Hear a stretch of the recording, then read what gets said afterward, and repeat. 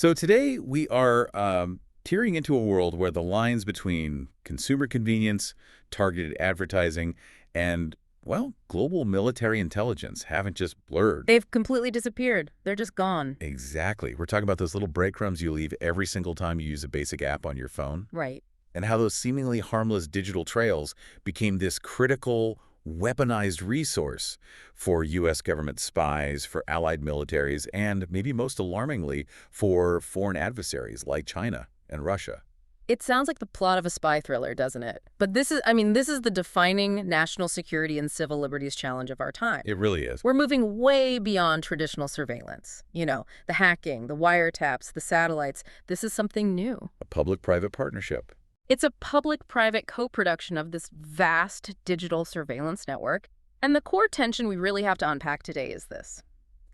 How did U.S. government entities, including the Department of Defense, develop a system to basically purchase their way around the Fourth Amendment? Bypassing the need for warrants. Completely. They bypassed probable cause simply by treating your private location data, the most intimate details of your daily routine, as just another commercial product you can buy off the shelf.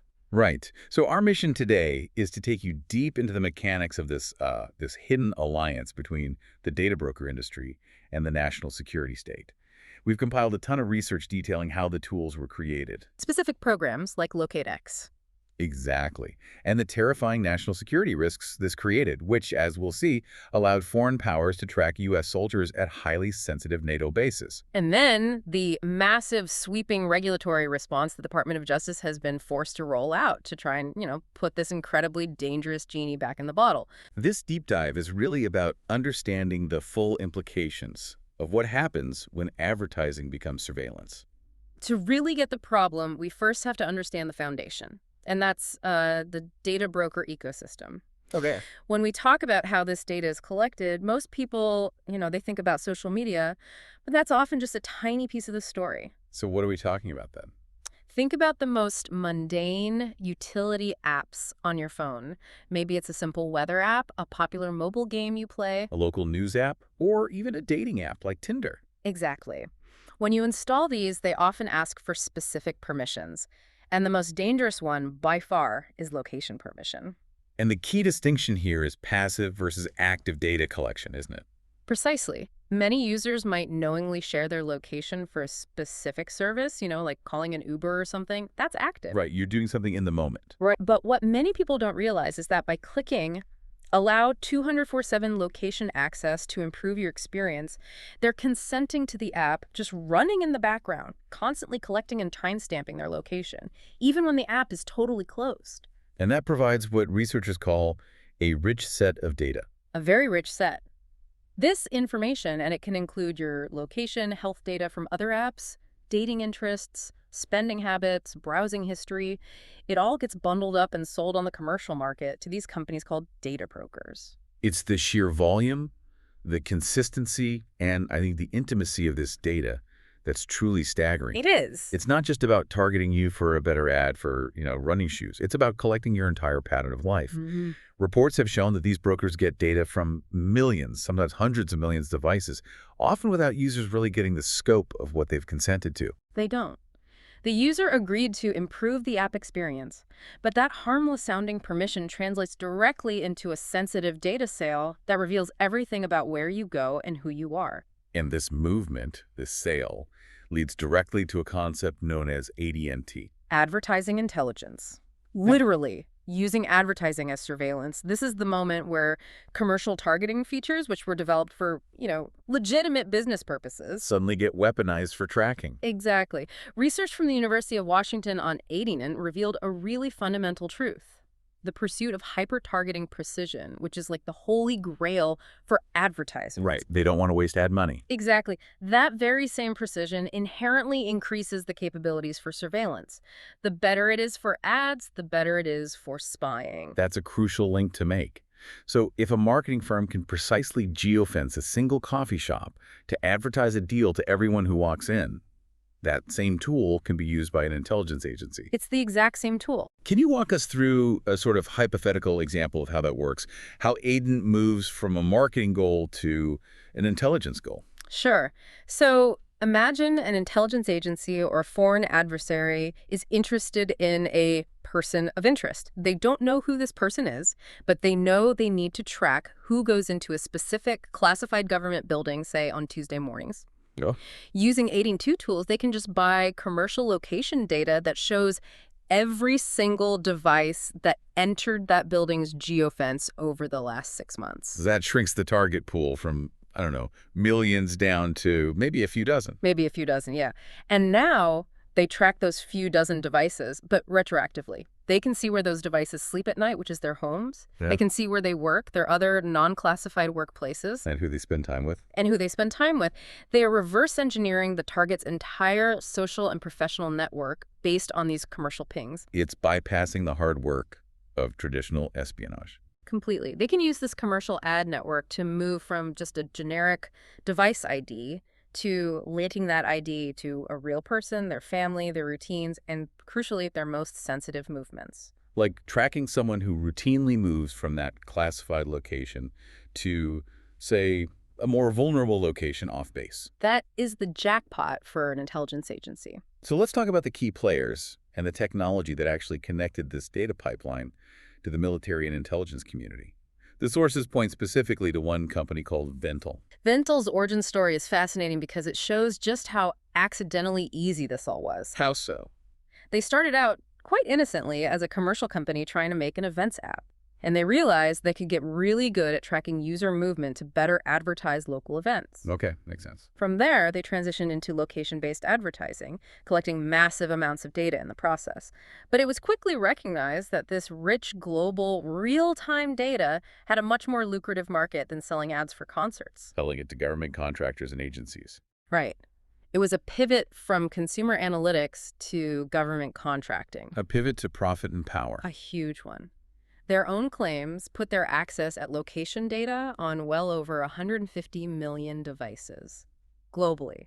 They had the scale, the recency, and the precision that intelligence agencies had always dreamed of. And then came the product that really bridged that gap and made all this raw commercial data accessible to the end users in the military. LocateX. Built by a partner company called Babel Street, using Vental's raw data. Yeah, and LocateX was not subtle about its purpose at all. It was explicitly marketed for use by the military, law enforcement, U.S. Special Forces, and the intelligence community. It was the interface, like a Google Maps for surveillance. That's a great way to put it. You could draw a digital box, a geofence around any area of interest in the world, input a date range, and the platform would spit back all the device IDs that were present, along with their associated patterns of life. And the data quality was so high because it was coming from those apps where users had opted in to 247 location permissions. Often without giving it a second thought. The richness of that data goes way beyond just a pin on a map. What exactly does this commercial location data let intelligence and military agencies discover when they get access to a tool like LocateX? It lets them bypass years of traditional surveillance work. I mean, they can track individuals in near real time, they can solve cold cases retrospectively by looking at old data, and they can build these deep predictive patterns of life for persons of interest. They can see where a subject goes to the gym, where they grab lunch. And crucially, they can identify known associates, where a specific device spends time and therefore who it spends time with, which other devices are routinely in the same place at the same time. So this commercial purchasing method, it offers a totally different order of scale compared to historical methods, which were just cumbersome and expensive. Absolutely. Think about traditional surveillance. You had to get a court order to compel a cell phone company to give you tower pings, which are pretty imprecise. Or you had to engage in highly specialized SIG and signals intelligence, or even hacking. Buying bulk commercial data is faster, it's vastly cheaper, it's more precise, and until very recently, it completely circumvented any legal restrictions. It democratized mass surveillance. It did. It made it available not just to the NSA, but to your local police department, and, as we'll see, to foreign intelligence agencies. And speaking of circumventing things, we have to talk about this extraordinary layer of secrecy that was built right into the contracts for these products, this non-disclosure barrier. Ah, yes. That is where the legal controversy really just spikes. Yeah. It moves from a privacy issue to a core due process crisis. How so? The contracts for tools like LocateX, especially the ones with domestic police agencies, often included this incredibly controversial provision. The existence of LocateX or Vental's data as the source of evidence was, and I'm quoting here, not to be revealed in any sort of court proceeding. Why would a company put that in a contract? What's the logic there? To protect the source and method, to protect their business model. They didn't want the methodology exposed and picked apart in open court. But that creates a massive legal problem in the U.S. A huge one. If the police are going to arrest you based on evidence, your defense has a constitutional right to examine the chain of events, the origin of that evidence that led to your arrest. Of course. By mandating secrecy, the companies and the agencies using the tool create this black hole in the chain of evidence. It directly challenges your fundamental constitutional rights to due process and the right to face your accusers. So the government wanted the data without the judicial friction, and they wanted the evidence without the legal scrutiny. That's it in a nutshell. This inherent secrecy brings us right to the core of the Fourth Amendment problem. Traditionally, the Fourth Amendment is supposed to be a firewall, right? It requires the government to get a warrant based on probable cause before accessing your private information. But the rise of the data broker created this effective end run around that firewall. Yeah. How does that legal loophole actually function? Why did lawyers feel confident arguing this was all perfectly legal? The loophole rests entirely on this concept of state action and an old idea called the third-party doctrine. Okay, break that down. The Fourth Amendment restricts the government's power to search. So lawyers and agencies argued that because this data is purchased on the open market from a private third-party vendor, a data broker, it is not considered state action in the constitutional sense. So if the police go to Verizon and demand your data, that's state action. That needs a warrant. Yes. But if the police go to a data broker and buy the exact same data that came from an app on your Verizon phone, Yeah.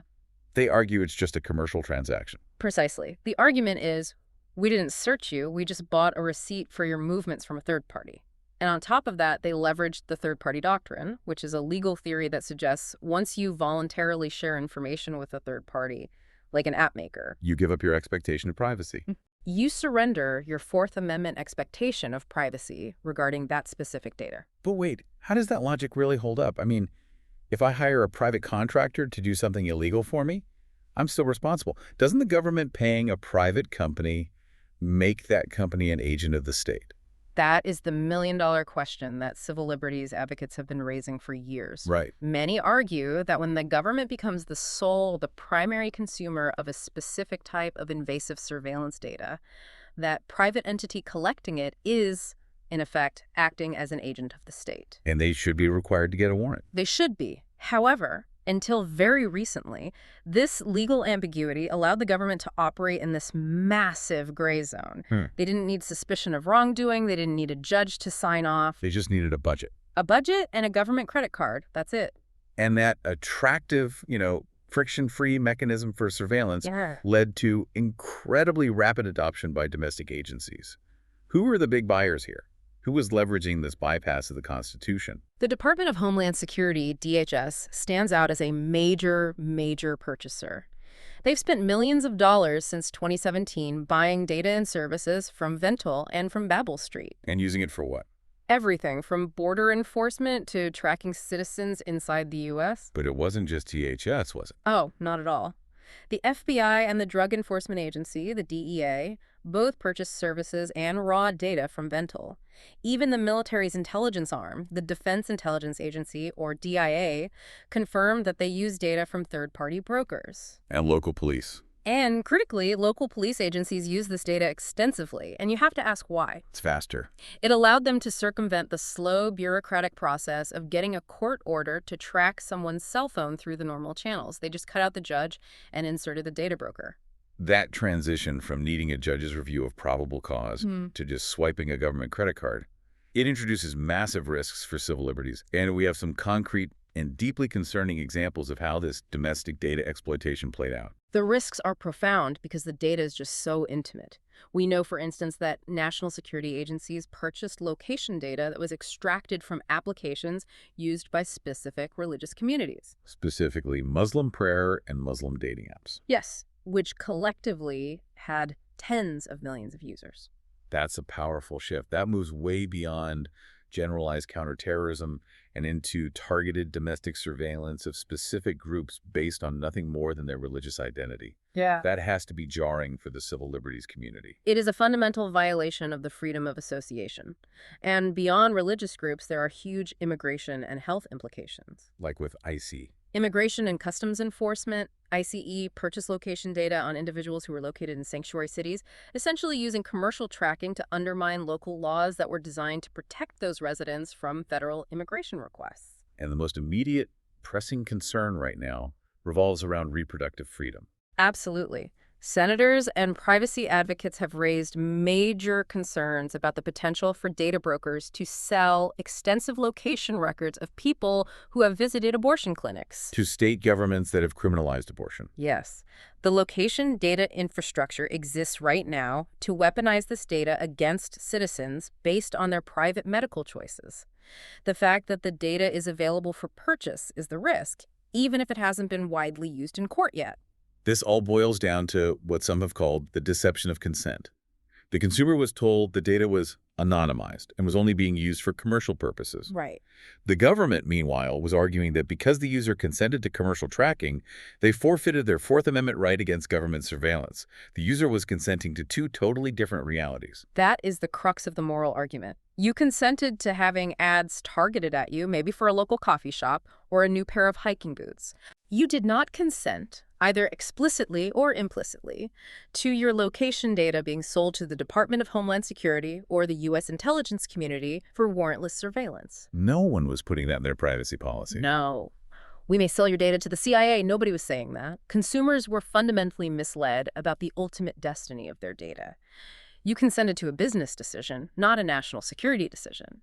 And that disconnect created a serious threat that operates globally. Which is the central irony, isn't it? While U.S. agencies were busy exploiting this data pipeline to get around warrants here at home, the massive commercial infrastructure that the data brokers built didn't just serve the U.S. government. No, they were selling data globally. And in doing so, created a devastating and really unavoidable national security threat for the very agencies that were buying the product. That's the critical external risk. The same bulk data flow that the Pentagon or DHS was tapping into was also accessible to hostile foreign adversaries, countries of concern like the PRC or Russia. They don't need to hack our military servers if they can just buy the data. Why would you? They can access it by buying it directly or, more commonly, through cutouts, shell companies, intermediaries, or partner marketing firms. It's an incredibly complex chain.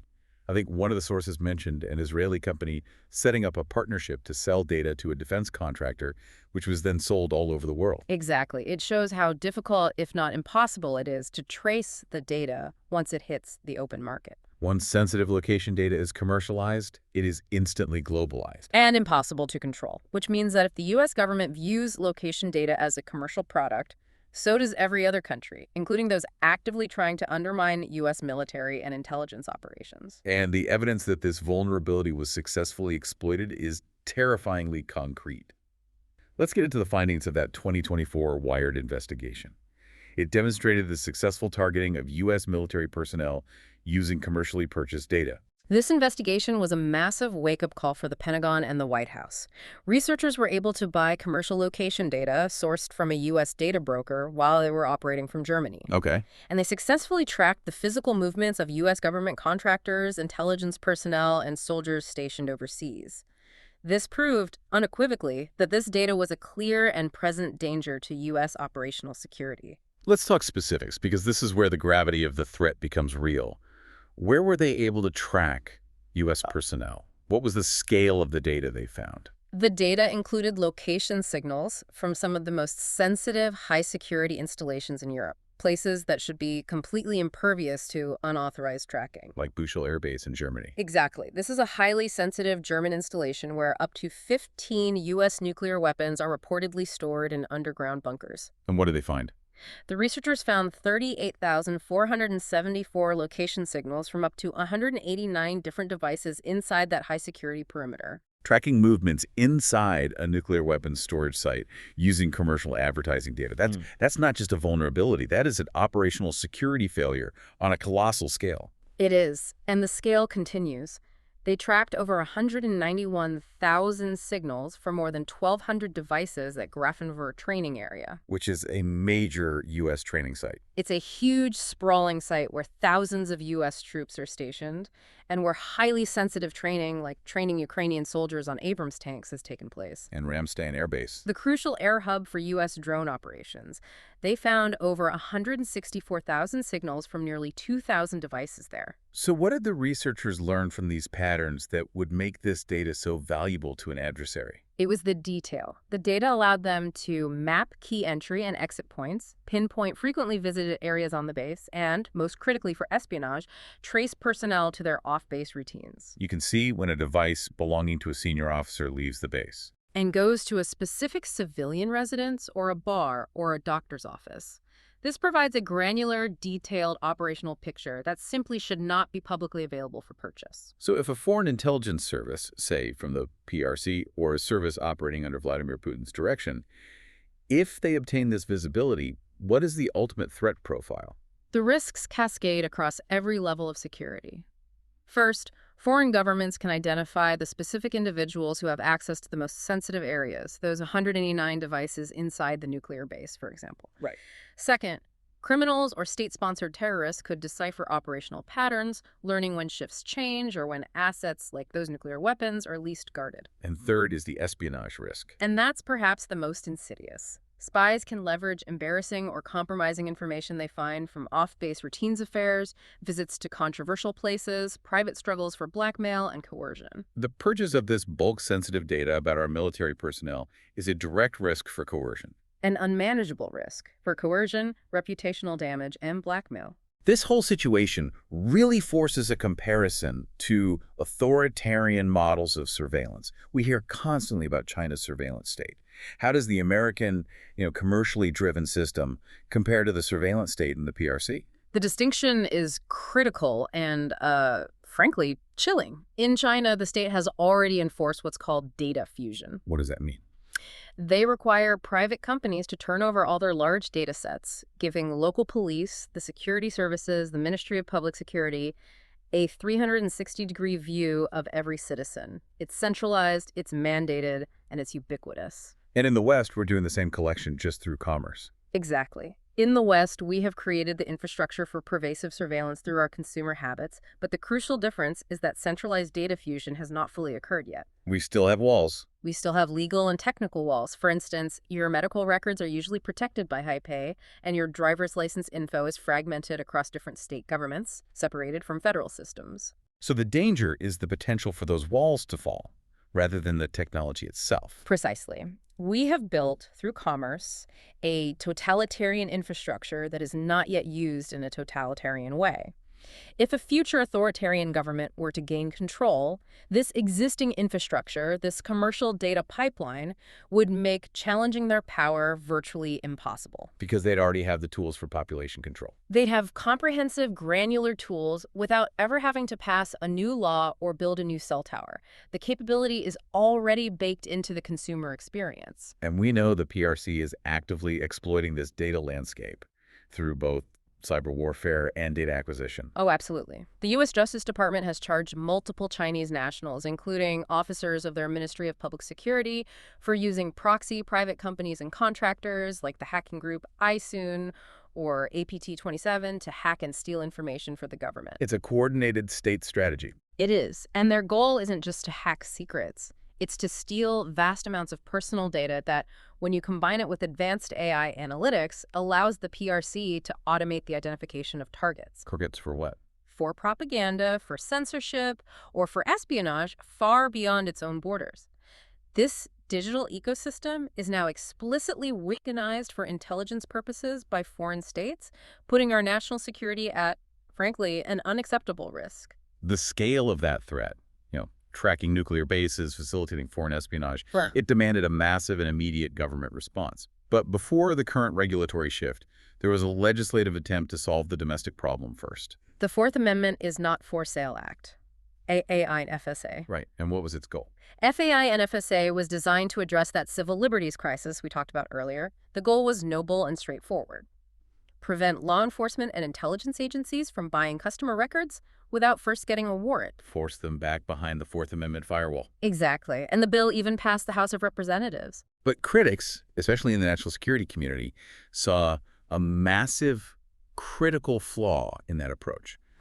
What was the central concern? The critical flaw was what we could call the foreign intelligence vacuum. Meaning if FAI, FSA only prevented U.S. agencies from buying the data brokers would be left completely free and, in fact, highly incentivized to keep selling that same sensitive information. Including the data tracking our personnel at Buchel and Ramstein. Directly to hostile foreign actors and governments like the PRC or Russia with no constraint at all.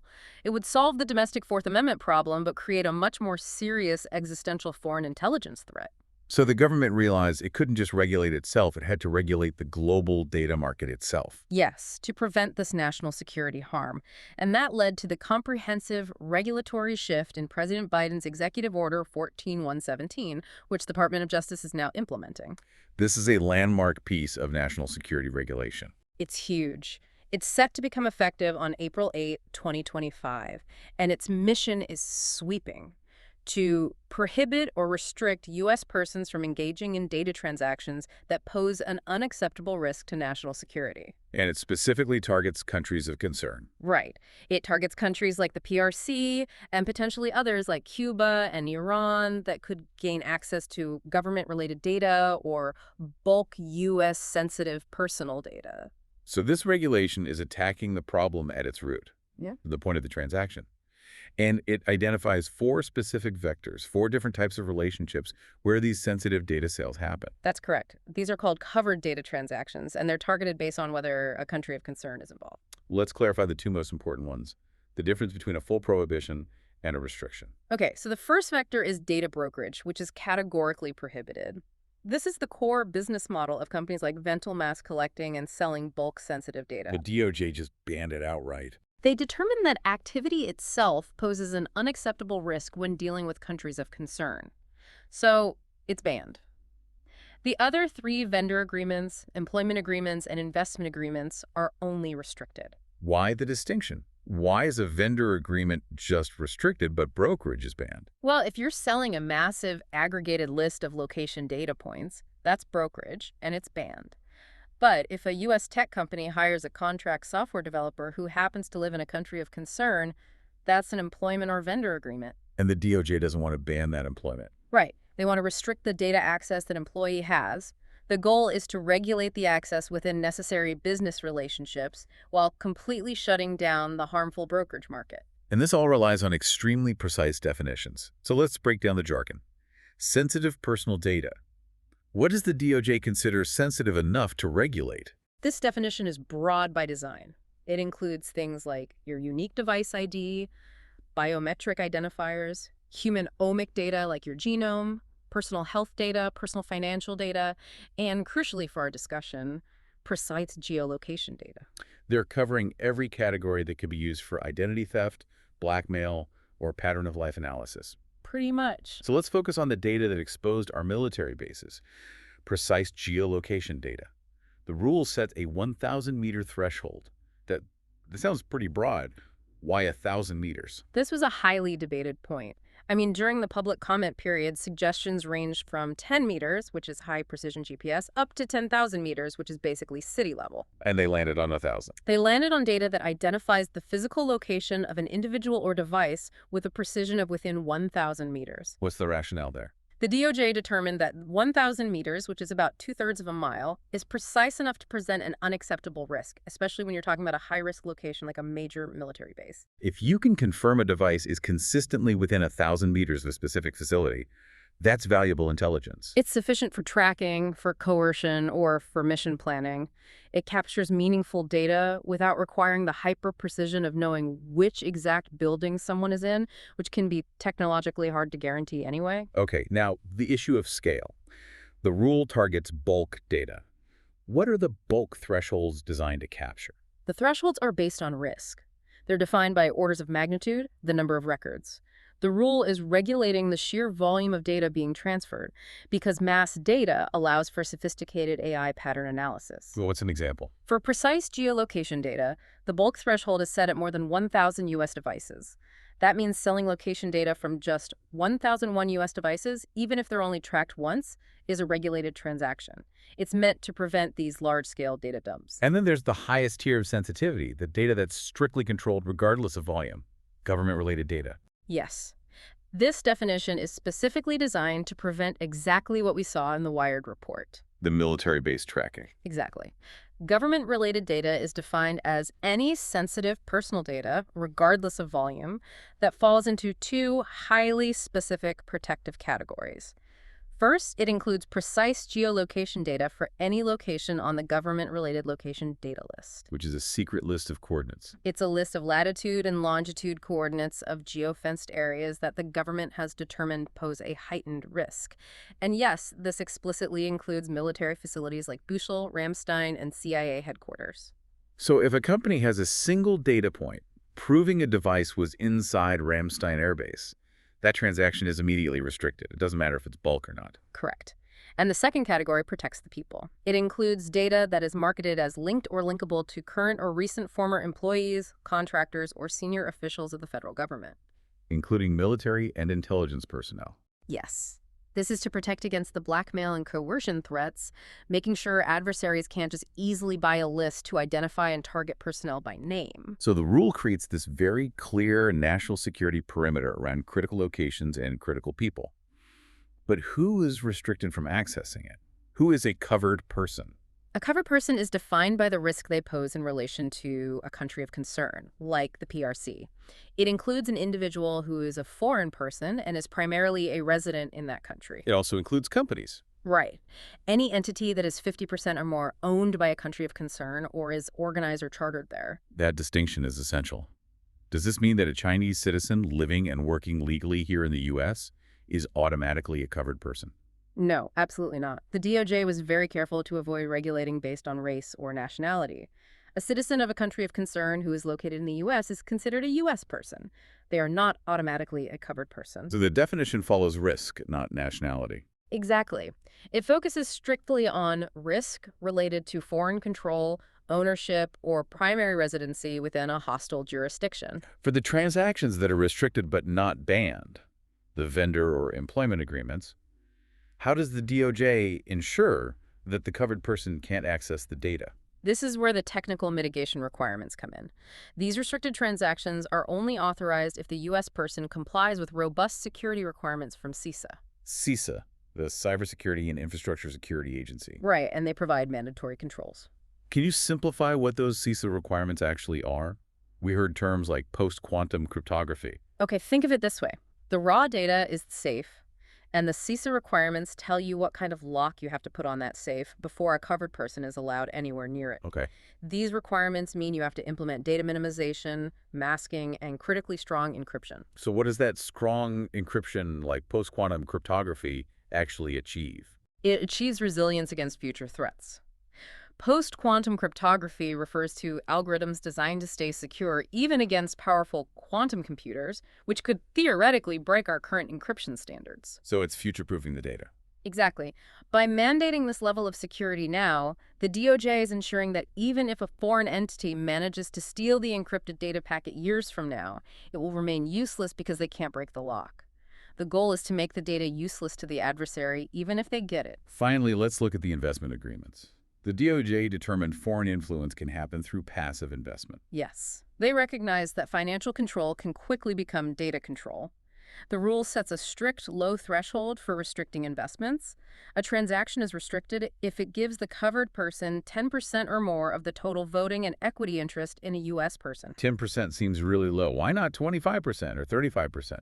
Commenters actually suggested those higher thresholds, but the DOJ determined that even a 10% stake can provide enough economic leverage, maybe a board seat, or informal influence that could be exploited to get visibility into a U.S. company's data. They're trying to stop financial infiltration from becoming a gateway to data access. It's a zero-tolerance approach to any mechanism that lets countries of concern get a stake in our data infrastructure. This sweeping DOJ rule is clearly a national security intervention, driven by the failure of the commercial market to self-regulate. But stepping back, how does the U.S. regulatory model compare to international approaches, specifically the European Union's? The contrast is pretty fundamental. It represents two different philosophies. The U.S. still lacks a single, comprehensive federal data privacy law. Our system is a patchwork of sector-specific laws, HIPAA for health, GLBA for finance. And state laws, like California's CCPA. Exactly. And that patchwork relies on individual consumer lawsuits and specific industry regulation. Contrast that with the EU. The EU has the GDPR, the General Data Protection Regulation. It applies broadly to any entity processing the personal data of EU residents, and it grants individuals extensive, enforceable rights over their own data. The right to access, the right to erasure. Exactly. So if Vental was operating primarily in the EU, the collection of such massive, sensitive location data would likely have been deemed excessive or non-compliant from the very start. The whole model would have been challenged. So the EU approach is focused on individual rights. It's empowering the citizen to control their data.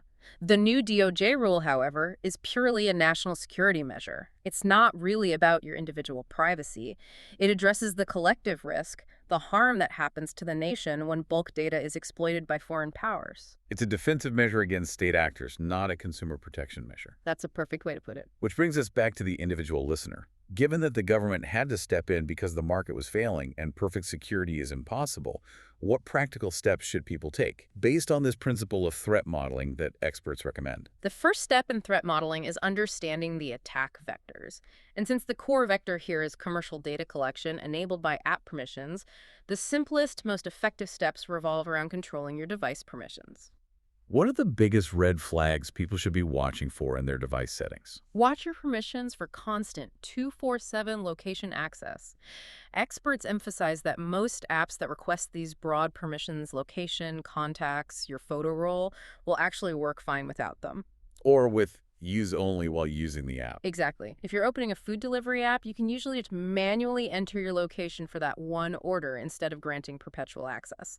That little extra step significantly improves your overall privacy. And beyond controlling app access, what about protecting communications and files from both commercial prying and, sophisticated state actors? Use end-to-end encrypted chat, email, and drive providers whenever you can. End-to-end encryption ensures that the service provider itself cannot read your messages or files. So even if the government serves a subpoena to the company, the data they get is useless. It's mathematically useless. And if you're using a modern smartphone, use the advanced features, like Apple's Private Relay, which masks your IP address, or advanced data protection that encrypts your entire cloud drive.